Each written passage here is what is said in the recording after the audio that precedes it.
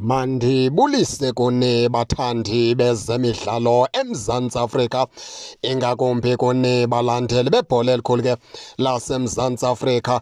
Apha ke baphulaphuli ke sisaza ne-highlights ke okanye namagqabantshintshi ke walo mdlalo weKaizer Chiefs kunye neqela ke le-Al Masry yapha e-Egypt. Lo mdlalo ke baphulaphuli ke udlalelwa pha e-Egypt, sikasitsho sijonge ke apha ke nge-first half okubana ke zeziphi na ingongoma ezithe zenzeka gqaba ke siniphi umfanekiso engqondweni ke first half baphulaphuli. Kaizer Chiefs ke phaa esaziketheni sebala ihamba phaa noThabo Cele kunye ke nomfana kaSibongiseni Mthethwa the Ox.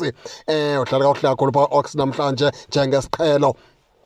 Sekudefense yabo phaa kudingo lokugqibela badefenda phaa ngoMiguel kunye ke nale ndodanyana kwaKhwineka. iKaizer Chiefs ke mayibenela umvilo, ibenelihlele ebukhali phaa ngaku-Inaso yaMiguel, ikathandi ukumdlalisa kakhulu ibhola phaa ngasemva, unempazamo ezininzi xa epasa kakhulu phaa ngasemva. Loo nto inganikeza iKaizer Chiefs ubungozi bokubana ke izibone iphulukana nalo mdlalo, izibone ke laa team seyifaka inqaku kunamapasi ziwakhe ngekho rayithi incakasana phaa ngasemva. uMiguel kwana ke naye usaze kakuhle kakhulu, kodwa into ebalulekileyo into yokubana ke bangamqhelisi ukuba bampasise kakhulu phaa ngasemva. Uyindoda enamaphutha ngokwendalo xa ndimjongile. Singene phaa ku-right back yabo babaleka phaa ngoSolomons.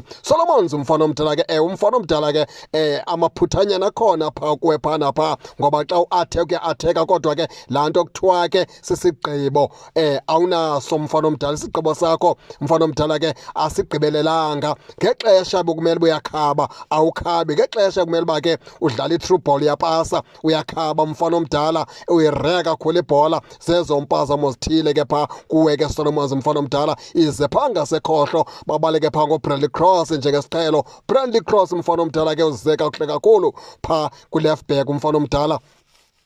Andiboni ihlaba, andiboni isikhalazo kule first half, usaqhuba kakuhle kakhulu. Phaa ngaphambili ke uIkadora mfana omdala akakanzi nto, kusathulekile ibhola ke naye phofu ke asinombeka tyala, azikayi incakasana phaa kuye mfana omdala. Siye phaa kuPulemodi, siye phaa ke kuMduduzi Tshabalala. Abafana abadala abakayenzi Kaizer Chiefs okubana ke mayidlale kule first half, kusathulekile cwaka, abakayinikezi Kaizer Chiefs ke laa mdlandla ufuneka. Ashley du Plessis mfana omdala nawe akukabonakali mfana omdala, awukathumeki ngelipheleleyo, kusathulekile ncakasana. Sisazama ukuqhobela phaa u-Ox ke apha ke kule first half, usayibambile phaa kwelaa dongo lokugqibela phaa kwesasisu esazekethi noko umfana omdala usawukusebenza laa msebenzi wakhe ke wokuvala. Noko uyaziqhawula eza bhola ke u-Ox Mthethwa, simqhobele izandla umfana omdala. Asinomdlalandlala sithetha kapha ke kule first half, sisaya ke kwi-second half baphulaphuli ke gqaba kokugqibela ke isikoro sengu-0-0 ke phaa